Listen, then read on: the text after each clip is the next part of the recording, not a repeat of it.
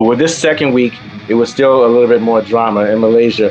Alonso won the race, but he won the race only because Hamilton backed up Massa and Raikkonen, who were in faster cars than the McLaren. So once again, Hamilton started in P4, and just like in the first race, he jumped everybody. He didn't jump Alonso, but he jumped the two Ferrari guys and came behind Alonso.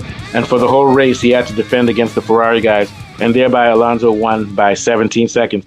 But afterwards, Ron Dennis and the British press were like, Hamilton sacrificed himself for Alonso. He helped Alonso win, but we know he could have beaten him. The narrative was that, once again, Hamilton was shining and could have beaten Alonso if not for the fact that he had to back off the Ferrari drivers.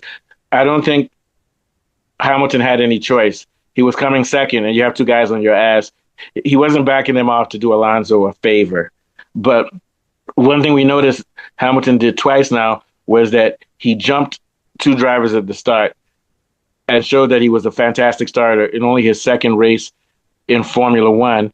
And he was on a heavier fuel load, and it seems like his starts were better than Alonso, who was considered to be the best F1 driver for starts in the world at that point. So I'm pretty sure Alonso was taking note. And after that race, even though Alonso won and he was getting team orders and Hamilton came second, it was therefore understood at that moment that Hamilton was not a number two driver. And I call that the honeymoon because Hamilton helped Alonso win. But what was brewing, as we would see in Monaco, what would lead to the animosity that I think Alonso had for Hamilton, because he was starting to get jealous. Because in Monaco, again, Alonso won, but I think there was some controversy with team orders, which we'll talk about next week. And after the race, Ron Dennis said, to be honest with you, if we hadn't held back Hamilton, he would have beaten Alonso. And Alonso took that as the greatest insult he ever heard.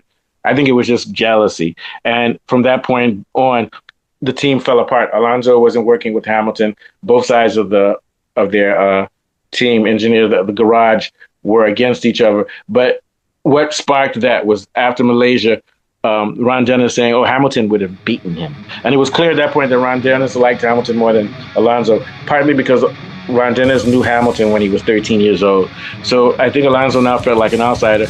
And he was also insulted by the fact that someone said, oh, Alonso, he should have beaten your ass. Coming the week after, where Hamilton helped him beat the Ferrari guys, and they said the same thing. Oh, Hamilton sacrificed himself for you. So I think Alonso's ego was brushed a little bit, and that messed up his whole head for the whole year, and that's why he messed up that year. What are your thoughts?